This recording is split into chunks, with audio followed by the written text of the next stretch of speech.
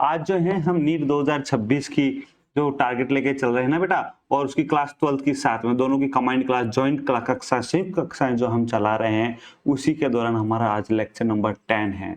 आज हमारा 10वां लेक्चर है। हमने बीच में थोड़े छोटे-छोटे लेक्चर लिए हैं। आप लोग क्लास को लाइक और शेयर किया करो ताकि ज़्यादा व्यू आए, तो आपकी क्लास ज़्यादा अच्छी चलेगी, ज़्यादा अच्छी क्लास चलेगी और ज़्यादा बड़ी-बड़ी क्लासें आपको देखने को मिलेगी। तो आज का जो है हमारा एक इम्पोर्टेंट टॉपिक है जिस पे बोर्ड का क्वेश्चन आता ही आता है, वे मोस्ट इम्पोर्टेंट है। इससे क्वेश्चन पक्का आने वाला, चाहे वो सीबीएसई बोर्ड है और चाहे वो आरबीएसई है। आरबीएसई में तो आने के और भी बहुत ही ज़्यादा चांसेस हैं। आरबीएसई है चाहे सीबीएसई, कोई सा भी बोर्ड हो, पराग स्त्री केसर संकर्षण, पराग स्त्री केसर संकर्षण के ऊपर लघु क्या पराग स्त्री केसर संकर्षण के ऊपर टिप्पणी लिखिए या उसको समझाइए। इस प्रकार आरबीएसई में तो ये क्वेश्चन बहुत पूछा जाता है और नो डाउट हमारा नीट के हिसाब से भी ये एक हमारा फेवरेट क्वेश्चन है। तो ये होता क्या, पराग स्त्री केसर संकर्षण क्या होता है? देखो इसके अंदर कौन कौन सी घटनाएं शामिल होती समझना। सबसे पहले प्रागन, प्रागन से स्टार्ट होगी जिसकी घटना, कहां से? प्रागन से। प्रागन यानी परागकण जो है स्टिग्मा पर या वर्तिकाग्र पर आकर गिरता है, उसको बोलते हैं प्रागन। प्रागन से निषेचन तक, निषेचन तक, प्रागन से निषेचन तक की समस्त घटनाएं कहाँ आती है बेटा?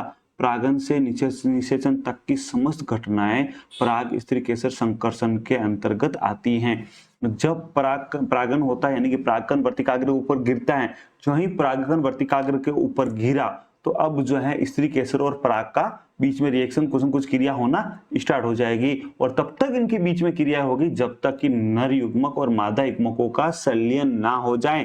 और नर युग्मक और मादा युग्मक के संलयन को ही तो निषेचन कहते हैं, है ना? नर युग्मक और मादा युग्मक के संलयन को ही निषेचन कहते हैं। हम हमारे प्रीवियस वीडियो में ये देख चुके हैं। अगर आपने नहीं देखा तो जाकर पहले पुराने वीडियो देखे फिर नया वाला वीडियो देखे तो आपको बहुत अच्छे से समझ में आएगा। ठीक है, तो परागकण के वर्तिकाग्र पर पहुंचने से लेकर निषेचन तक की सभी घटनाओं का अध्ययन पराग स्त्री केसर संकर्षण के अंतर्गत करेंगे।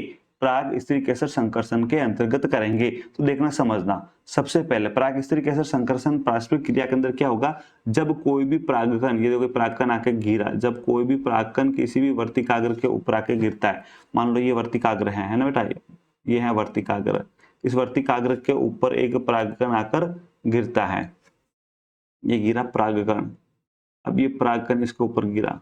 मान लो आम के पादप की वर्तिकाग्र है और उसके ऊपर आम के पादप का ही परागकण गिरा, तब तो कोई प्रॉब्लम नहीं होगी। तब क्या कोई प्रॉब्लम होगी क्या? अरे नहीं होगी, कोई प्रॉब्लम नहीं होगी। आम के पौधे के ऊपर आम का पौधे का ही, अगर आम के पौधे के जो स्टिग्मा है या वर्तिकाग्र है उसके ऊपर अगर आम के पादप का ही परागकण गिरता तब कोई दिक्कत नहीं होती। लेकिन उसकी जगह पर किसी और दूसरे पादप का परागकण, चाहे वो नीम का हो चाहे किसी और का हो, उसका आके गिर जाएगा तो क्या निषेचन होगा?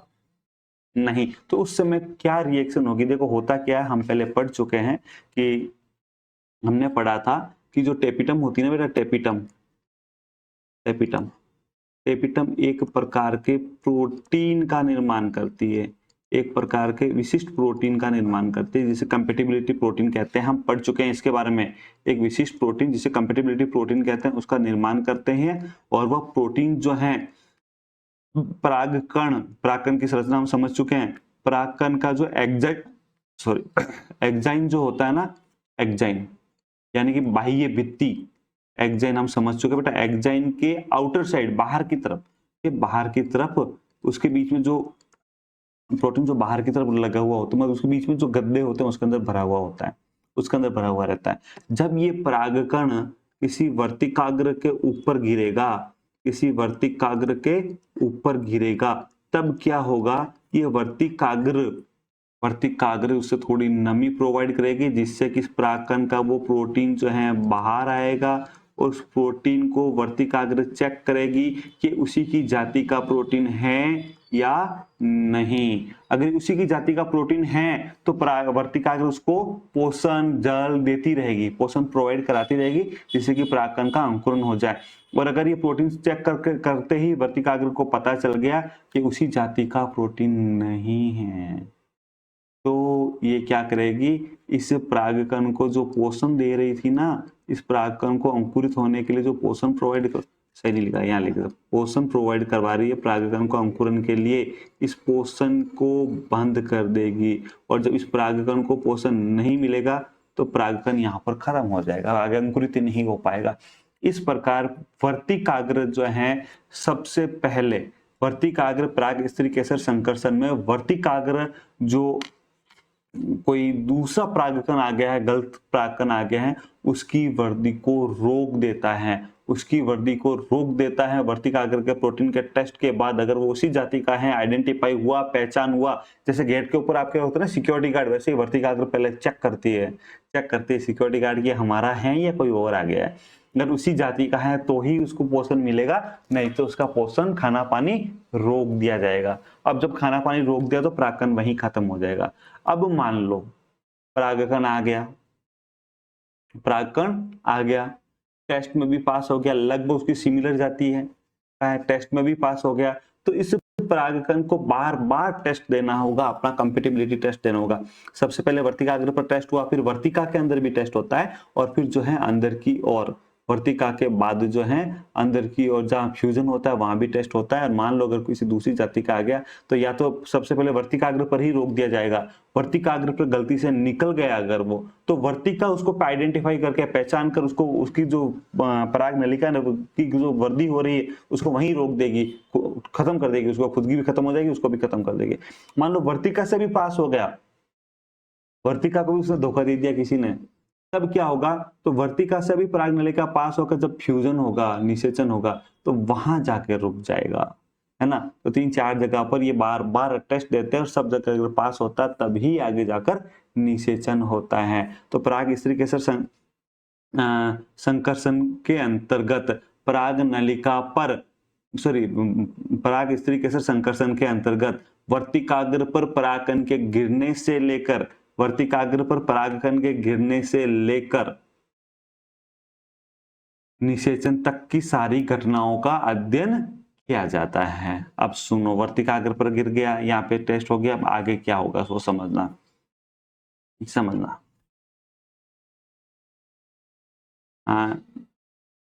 लिखते हैं पराग नलिका का अंकुरन या परागकण का अंकुरन। पराग नलिका लिख दो आप चाहो तो, और चाहो तो परागकण लिख दो। भाई उसके ऊपर गिरेगा तो परागकण का अंकुरन होगा ना, पराग नलिका लिखो चाहे परागकण का अंकुर, या तो पराग नलिका निकलती है, परागकण का अंकुरन, जो भी आप लिखना चाहें लिख दीजिए। परागकण का अंकुरन, जर्मिनेशन, अंकुरन, देखो क्या होगा।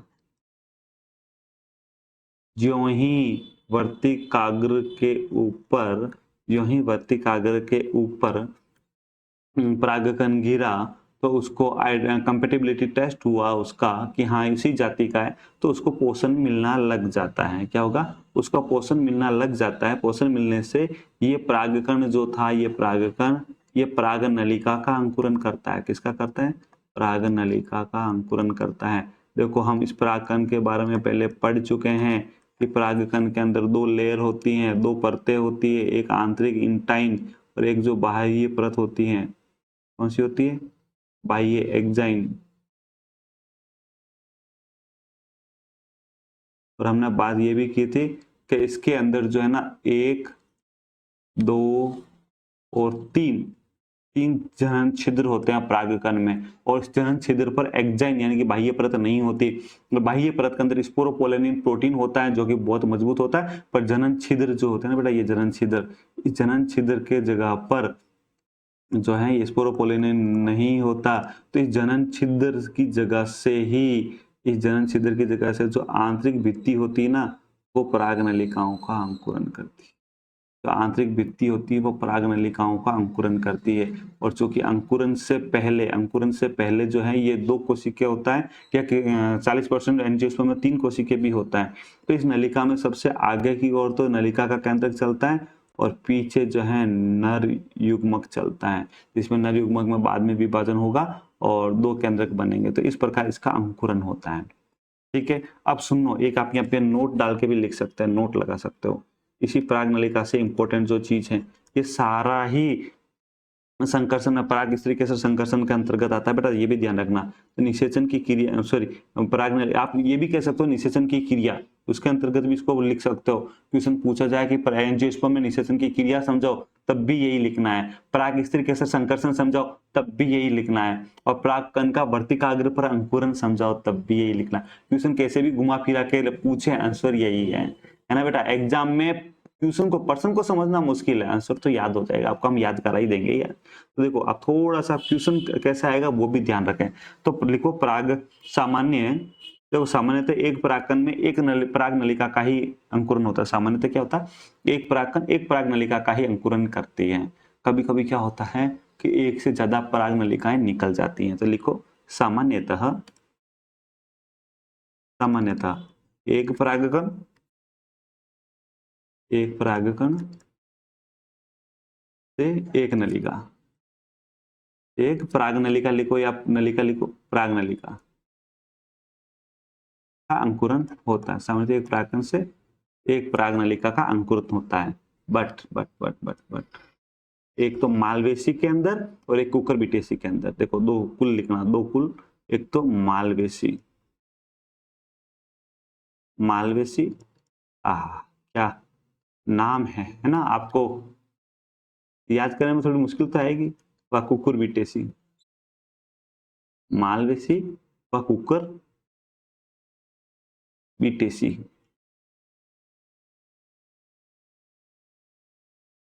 ये जो दो कुल है ना बेटा, इन दो कुल के जो परागकण होते हैं ना, इन दोनों कुल के परागकण में अनेक पराग नलिकाएं बनती है।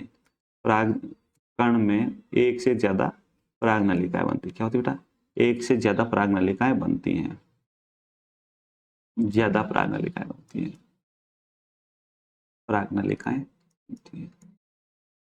और पराग नलिका के लिए शब्द यूज होता है साइफन, इसलिए इसको बोलते हैं, इसके लिए एक शब्द यूज हो जाएगा पोली। पोली मतलब जहां भी पोली शब्द आ जाए ना, मतलब बहुत सारे।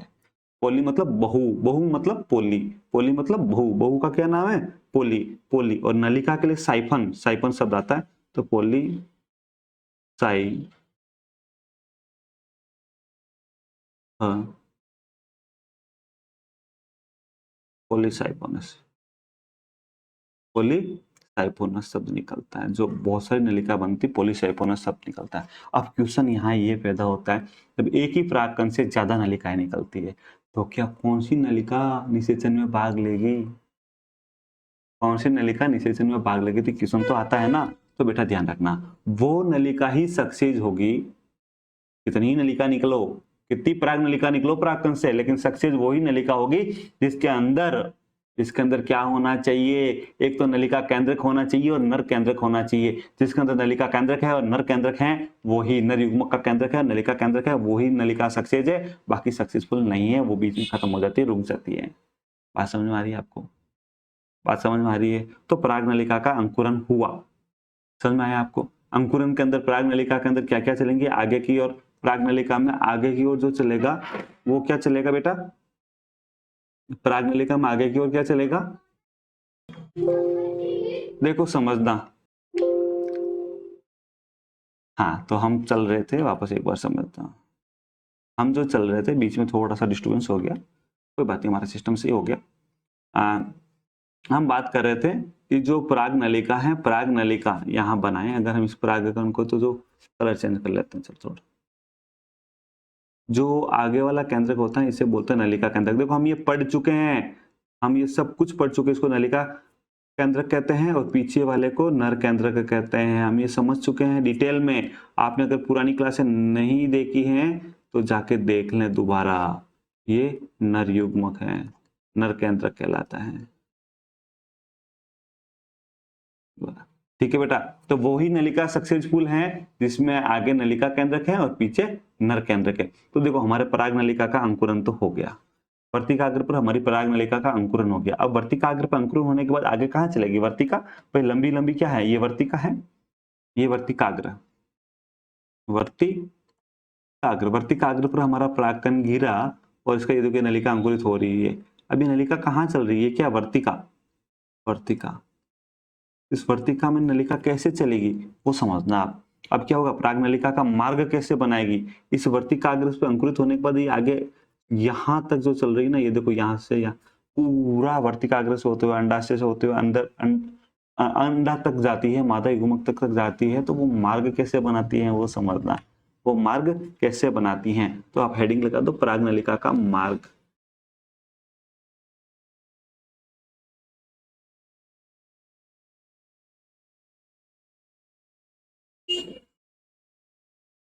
पराग नलिका का मार्ग लिखो इसमें। देखो एक तो ये ध्यान रखना, इस मार्ग, ये मार्ग जो होता है या जो पराग नलिका का जो मूवमेंट होता है वो रसायन से, अभी बताऊंगा मैं दोबारा आपको, हालांकि हम पहले बात कर चुके हैं, दोबारा बताऊंगा, रसायन के प्रति अट्रैक्ट होता है, आकर्षित होता है, तो इसलिए इसे रसायनुवर्ती मार्ग भी कहते हैं या कीमोट्रोपिज्म्स भी कहते हैं। कीमोट्रोपिज्म्स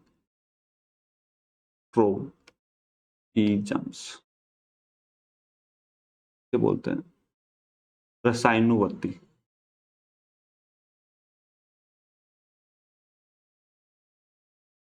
एक इंटरेस्टिंग चीज बताऊं आपको, एक कीमोट्रोपिज्म शब्द देखने को मिलेगा और एक कीमोटैक्सिज्म शब्द देखने को मिलेगा। क्या देखने को मिलेगा, कीमोटैक्सिज्म्स,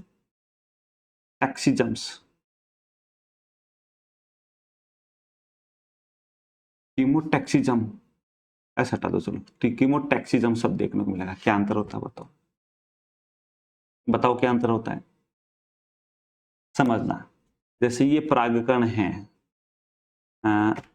यहाँ पे आ जाओ, ये परागकण है, ये परागकण वर्तिकाग्र के ऊपर गिरा, अब परागकण कहीं नहीं जा रहा है, परागकण से नलिका निकल रही है और उसकी सहायता से गति हो रही है, मतलब परागकण जहां गिरा वो वहीं स्थिर है ना। तो अगर कोई जहां गिरे वहीं स्थिर रहे और उसमें से नलिका निकले वो गति करे, तो इसे बोलते हैं कीमोट्रोपिज्म्स। क्या बोलते हैं, कीमोट्रोपिज्म्स। और अगर यही परागकण तैरते हुए कहीं जा रहा होता रसायन के पर, और भाई परागकण रखा हुआ रसायन की ओर, उसमें नलिका निकल रही है, तो परागकण तो उसी जगह पे, उसमें से नलिका उस रसायन की ओर जा रही है, जो रसायन निकलता है, सहायक कोशिका जो होती है, कल हमने पढ़ा था ना सहायक कोशिका, जो सहायक कोशिका कुछ केमिकल निकालती है, उस केमिकल की ओर अट्रैक्ट होती हुई नलिका जाती है, हाँ सहायक कोशिका के पास जाती हुई, वहां जाकर अंडे से निषेचन करेगी। तो सहायक कोशिका से निकलने वाले रसायन की ओर जो है अट्रैक्ट होकर जो पराग नलिका है, देखो पूरी जा रही है, पूरी जा रही है ऊपर परागकण से, यहाँ से देखो ये नलिका निकल रही है और ये अंदर के अंदर, अंदर के अंदर, अंदर के अंदर जा रही है। किससे अट्रैक्ट होकर जा रही है, सहायक कोशिका से, या सिनर्जिड सेल, सिनर्जिड कोशिका, सहायक कोशिका जो है उससे निकलने वाले रसायन से आकर्षित होती है, उसकी ओर जा रही है। तो रसायन के प्रति आकर्षित होकर जो जा रही है ना, उससे तो बोलेंगे कीमोट्रोपिज्म्स, क्योंकि नलिका निकल रही है, प्राक्कन वही है। और अगर ये प्राक्कन कहीं तैर के, अगर पानी में ये तैर के जा रहा होता, कब कीमोटैक्सिज्म्स, जो पदार्थ जो रसायन की ओर गति कर रहा है, अगर मैन जो गति करने वाला तो वही है, उसमें से कोई पदार्थ निकल कर जा रहा है तो कीमोट्रोपिज्म्स, और वो खुद ही जा रहा तैरते, वो पूरा पूरा, अगर ये प्राक्कन ही तैरते हुए डायरेक्ट जाता, नलिका नहीं निकालता, कब कीमोटैक्सिज्म शब्द यूज होता। आपने कीमोटैक्सिज्म शब्द जो 11th क्लास के अंदर, जब आपने क्लास एल्गी ब्रायोफाइट पढ़े थे ना, वहां पर सुना होगा ये कीमोटैक्सिज्म शब्द। और यहाँ पर हमें कीमोट्रोपिज्म्स, तो दोनों शब्दों में जो नीट की तैयारी कर रहे हैं ना, वो विशेष ध्यान रखना, कीमोट्रोपिज्म्स और कीमोटैक्सिज्म्स दोनों शब्दों में क्या अंतर है। कीमोट्रोपिज्म्स और कीमोटैक्सिज्म्स नीट के बच्चों के लिए विशेष ध्यान रखने की जरूरत है, ठीक है बेटा। तो पराग नलिका का मार्ग जो है रसायनुवर्ती होता है या कीमोट्रोपिज्म्स होता है। तो लिखो आप, इसके अंदर आप चाहो तो लिख भी सकते, लिख चाहो तो क्या लिखते रहो, पराग नलिका वर्तिका वर्तिकाग्र में रास्ता बनाने के लिए। देखो पराग नलिका क्या करती है, पराग नलिका रास्ता बनाने के लिए, चाहे वो रास्ता बनाने के लिए क्या करती है बेटा, चाहे वो वर्तिकाग्र है चाहे वर्तिका है, रास्ता बनाने के लिए एक एंजाइम होता है बेटा। कौन सा एंजाइम होता है, एक एंजाइम होता है। कौन सा एंजाइम का यूज करते हैं, एंजाइम अपना रास्ता बनाने के लिए पैक्टिनेज, इंपॉर्टेंट है नीट वालों के लिए भी, और आपका स्कोरिंग पॉइंट है 12 बोर्ड वालों का। पैक्टिनेज एंजाइम का स्त्रावन करती है, और ये एंजाइम क्या करेगी, बीच की जो सेल है उनको तोड़ के इसको रास्ता बनाती है पराग नलिका के लिए। ये पैक्टिनेज एंजाइम क्या करेगी, उस सेल के बीच में से रास्ता बनाती है पराग नलिका के लिए। बात समझ में आ रही है। तो पराग नलिका पैक्टिनेज एंजाइम स्रावित करेगी जिससे उसका रास्ता बनता जाएगा, सॉरी, और ये बीजांड तक पहुंचेगा। अब जब ये बीजांड तक पहुंचेगा तो बीजांड में पराग नलिका का जो प्रवेश होगा वो 3 तरीके से हो सकता है। अब बीजांड में पराग नलिका का प्रवेश, बीजांड में पराग नलिका का प्रवेश,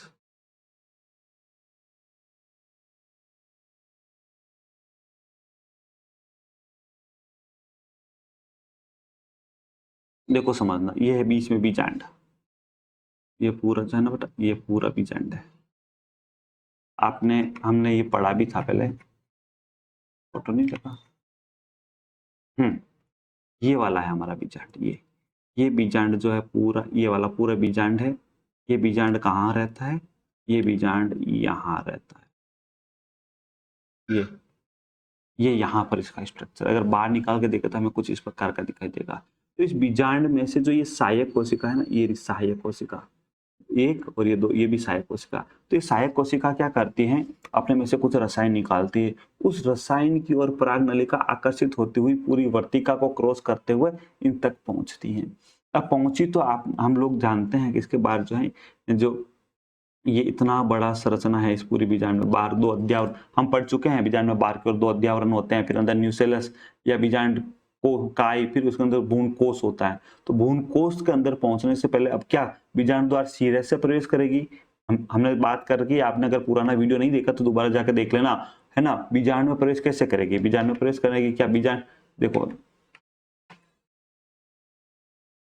यहाँ ध्यान से देखो, बीजांड, ये बीजांड है आपका, ये बाह्य आवरण, ये आंतरिक आवरण, ये न्यूसेलस आपका,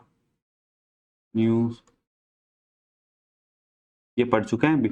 और ये है आपका एम्ब्रियो से एक भ्रूण कोष, क्या कहते हैं इसे? भ्रूण कोष। तो इस भ्रूण कोष के अंदर ये है आपका अंडा या फीमेल गेमेट्स, फीमेल युग्मक, मादा युग्मक। कुल मिलाकर जो पराग नलिका के अंदर केंद्रक आया, देखो समझना, आगे की ओर कौन सा केंद्रक था? नलिका केंद्रक। पीछे की ओर कौन सा था? नर युग्मक, नर केंद्रक। अब ये नर केंद्रक इसके अंदर घुसने से पहले ही, इस नर केंद्रक के अंदर देखो, निषेचन से पहले ही नर केंद्रक के अंदर, यहां लिखता हूं, नर केंद्रक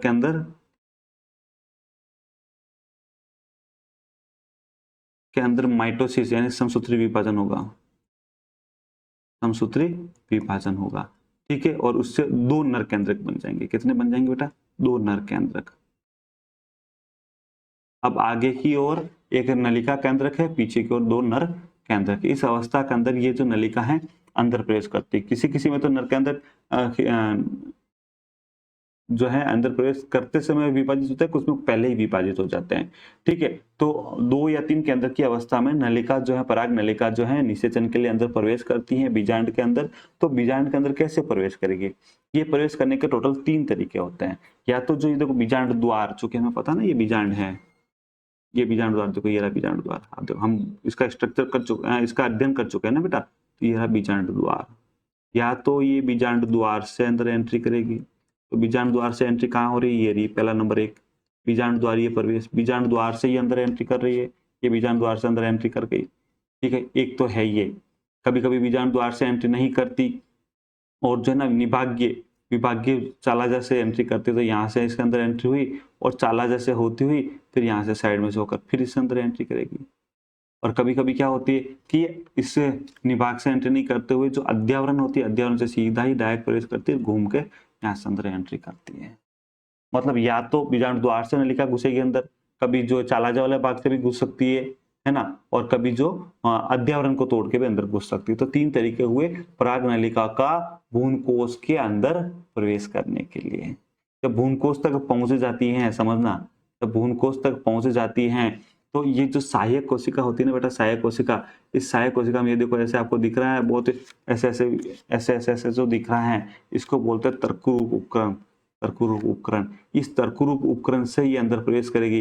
ये 1, ये 2 और ये 3, टोटल 3 केंद्रक। तो जब अंदर प्रवेश करता है तो नलिका केंद्रक तो नष्ट हो जाता है और 2 केंद्रक ही अंदर, ये नलिका जब अंदर प्रवेश करती है, इसमें से अंदर प्रवेश करके पूरी जब इस सेल में से प्रवेश करेगी ना, तो ये सेल भी नष्ट हो जाएगी, सहायक कोशिका भी नष्ट हो जाएगी। एक सहायक कोशिका तो पराग नलिका के प्रवेश करने से पहले ही नष्ट हो जाएगी, दूसरी पराग नलिका के प्रवेश करने से नष्ट हो जाएगी। क्या होगा? पराग नलिका के प्रवेश करने से नष्ट हो जाएगी। और अब ये अंदर पराग नलिका प्रवेश करने के बाद ये पराग नलिका भी फट जाएगी, जिससे कि दोनों ही नर केंद्रक मुक्त हो जाएंगे। दो यहाँ बना देते हैं, ये नहीं है ना बेटा, ये दोनों नर केंद्रक, तो ये दोनों नर युग्मक यहाँ पर मुक्त हो गए। ये क्या है, नर युग्मक, दोनों नर युग्मक मुक्त हो गए। अब ध्यान रखना अब क्या होगा, अब पहले जो नर युग्मक जाएगा और ध्रुवी केंद्रक के साथ फ्यूजन बनाएगा। क्या बनाएगा, ध्रुवी केंद्रकों के साथ फ्यूज होगा पहले। फिर उसके बाद जो दूसरा नर केंद्रक है वो जाएगा और जो अंड कोशिका है उसके साथ फ्यूज होगा। फिर अंड कोशिका के साथ फ्यूज होगा। पहला एक तो किसके साथ फ्यूज हो गया, ध्रुवी केंद्र के साथ, और दूसरा फ्यूज हुआ अंड केंद्र के साथ। लेकिन पहले ध्रुवी केंद्र के साथ फ्यूज होगा, फिर अंड केंद्र के साथ फ्यूज होगा। ध्रुवी केंद्र में पहले कितना, एक केंद्रक ये रहा, एक केंद्रक ये रहा, दो केंद्रक, और तीसरा केंद्रक हमारा फ्यूज हो गया। तो टोटल कितना केंद्रक बन गए इसमें, 3, तो ये 3n होंगे। कितने होंगे, 3n, त्रिगुणित हो जाएगी। ये कैसे हो जाएगी बेटा त्रिगुणित। और त्रिगुणित होने के बाद ये क्या करेगा, आगे जाके भ्रूण पोष बनाएगा। क्या बनाएगा बेटा, भ्रूण पोष बनाएगा। ठीक है, ये बनाएगा भ्रूण पोष। और जो ये अंड केंद्रक है ना, ये आपस में और ये नर केंद्रक फ्यूज हो जाएगा, और ये जाइगोट युग्मनज और युग्मनज बनाएगा। क्या बनाएगा बेटा, युग्मनज। और फिर युग्मनज आगे जाकर भ्रूण बनाएगा। क्या बनाएगा, भ्रूण बनाएगा बेटा। बात समझ में आ रही, युग्मनज आगे जाएगा और भ्रूण बनाएगा। क्या बनाएगा, भ्रूण बनाएगा। युग्मनज से भ्रूण बना, और भ्रूण के चारों ओर जो है, भ्रूण के चारों ओर जो भ्रूण पोष का निर्माण जो है वो ध्रुवीय केंद्रक करेगा। तो अब यहाँ पर देखना आप, दो केंद्रक, ध्रुवीय दो केंद्रक थे, और तीसरा हमारा केंद्रक आकर फ्यूज हुआ। तो दो केंद्रक तो पहले से, दो केंद्रक NN, और इसके अंदर तीसरा हमारा भी केंद्रक आकर फ्यूज हो गया, तो 3 हो गए ना, तो इसको बोलेंगे त्रिगुणित। क्या बोलेंगे बेटा, त्रिगुणित। तब हो गया। अच्छा, एक तो निषेचन क्या है समझना, निषेचन नर व मादा युग्मकों का मिलना निषेचन है। अभी बात करते हैं इसके बारे में। नर व मादा युग्मकों का मिलना निषेचन कहलाता है। तो नर व मादा युग्मकों का मिलना जब निषेचन कहलाता है, तो यहाँ पे तो दो नर और मादा युग्मक मिल रहे हैं। एक तो ध्रुवीय केंद्रक बनाते समय यहाँ पर, और दूसरा यहाँ पर। एक तो ध्रुवीय केंद्र के साथ नर व मादा युग्मक मिल रहा है, और दूसरा अंड जो केंद्र है उसके साथ मिल रहे हैं। तो 2 बार मिल रहा है ना, तो इसे बोलते हैं दोहरा निषेचन। क्या, दोहरा या द्वि, दोहरा या द्वि भी लिखा हुआ मिल सकता है आपको, द्वि निषेचन। द्वि निषेचन भी कहते हैं। बात समझ में आ रही क्या आपको, इसको बोलते हैं द्विनिषेचन। ये एंजियोस्पर्म पादपों की विशेषता है, ये एंजियोस्पर्म पादप की विशेषता है। आप इसमें कुछ फैक्ट भी लिख सकते हैं आप चाहे तो, कि भाई ये जो चलो आप लिखा देता हूँ आपको। जो निषेचन है ना बेटा, निषेचन है ना बेटा, निषेचन या सलियन, जो नर और मादा युग्मक मिलते हैं ना बेटा, जो नर और मादा युग्मकों का मिलना या आपस में जो मिलते हैं उसे बोलते हैं सलियन। निषेचन या सलियन, इसको अंग्रेजी में सलियन को बोलते हैं सिनकेमी। सिनकेमी, नर और मादा युग्मक जो मिल जाते हैं उसको बोलते हैं सिनकेमी। इसकी जो है ना बेटा खोज, सलियन की जो है ना खोज किसने की थी, स्ट्रॉसबर्गर ने की थी। इसकी खोज नीट वाले बच्चे विशेष ध्यान दें, और बोर्ड वाले बच्चे ये स्कोरिंग पॉइंट है, इससे नंबर मिलेंगे आपको, ये शब्द लिखोगे तो ये स्कोरिंग पॉइंट है। तो इसकी जो खोज है, स्ट्रॉसबर्गर एक साइंटिस्ट था। एक बार गलती से मैं इसकी बुक लेके आ गया था जब मैं पढ़ता था तब ना बेटा, स्ट्रॉसबर्गर ने 1884 में इसको देखा था सबसे पहले, सेलियन को, या सेलियन की खोज जो है स्ट्रॉसबर्गर ने की थी 1884 के अंदर। ठीक है ना बेटा, लीलियम प्लांट के अंदर, लीलियम प्लांट के अंदर। ये नीट वाले का क्वेश्चन तैयार होगा, नीट का। लीलियम प्लांट के अंदर स्ट्रॉसबर्गर ने सलियन क्रिया देखा था या खोज की थी 1884 में। हाँ, एक बार मैं इसकी बुक ले आया जब मैं पढ़ता था, छोटा था, तो लाइब्रेरी में देखी स्ट्रॉसबर्गर की। तो आपकी तरह मैंने भी 12th में पढ़ रखा था कि इसने खोज की, तो मैंने कहा देखते हैं कैसी बुक लाते है इसकी। ठीक है ना, तो हम तो हिंदी मीडियम से थे 12th में, हमारा तो मीडियम कौन सा था, हिंदी मीडियम था। वो पूरी बुक इंग्लिश मीडियम में थी। हमने ट्राई की चलो पढ़ के तो देखे, तो मैंने ट्राई किया कि चलो पढ़ के देखते हैं। पढ़ के देखा, सब कुछ काफी कुछ ऊपर से गया, बहुत डिटेल में, अच्छी बुक थी, लेकिन मुझे उस समय कुछ समझ में नहीं आया, लेकिन आज समझ में आता है ना बेटा। तो कई बार ऐसा भी होता है, आप लोग जो है ऐसी हाई फाई किताबें खरीद के लिया होगे और आप पढ़ नहीं पाओगे उसको, तो बेटर है बेटा, देखो मेरी क्लास के अंदर मैं लगभग सारा कुछ कवर कराता जा रहा हूँ, तो आप क्लास डेली अटेंड करें, पेन कॉपी लेके बैठो और साथ साथ में लिखते जाएं। और हाँ, वीडियो को लाइक करना और शेयर करना ना भूलें, क्योंकि व्यूज बढ़ेंगे तो क्लासें बढ़ेगी, व्यूज घटेंगे तो क्लासें वहीं रुक जाएगी, क्लासें आगे नहीं हो पाएगी। तो ये आपके ऊपर डिपेंड करता है कि आपको देखनी कहाँ तक है। अगर आज के ज्यादा से ज्यादा व्यूज आते जाएंगे तो आपकी क्लासें आती जाएगी, व्यूज नहीं आए तो क्लास नहीं आएगी, सीधी सी बात है ना। और चैनल को आप जितना देखते हो, देखो हम जब इस चैनल को मैंने चेक किया है तो 80% पीपल लोग, जो बच्चे जो हैं जो इस चैनल को देख रहे हैं, उसने सब्सक्राइब ही नहीं किया। ओनली 20% ही सब्सक्राइब किए हुए बच्चे, 80% ने तो सब्सक्राइब ही नहीं किया। यार सब्सक्राइब कर लो, कौन सा चार्ज लगता है आपका, फ्री ऑफ कॉस्ट है, ठीक है ना बेटा। तो देखो सलियन का तो स्ट्रॉसबर्गर ने देखा था। हाँ, अब जो दोहरा निषेचन है ना बेटा, दोहरा निषेचन, इसको किसने देखा था? द्विनिषेचन कह दो या दोहरा निषेचन कह दो, बताओ, अगर आपको पता है तो कमेंट करो। द्विनिषेचन, नवाश्चीन निषेचन, ठीक है बेटा, इसको देखा था एस जी नवाश्चीन, नवाश्चीन, इसको एस जी नवाश्चीन ने 98 में खोजा था। कब खोजा था? 1898 के अंदर की थी, फ्रीटेल एरिया के अंदर।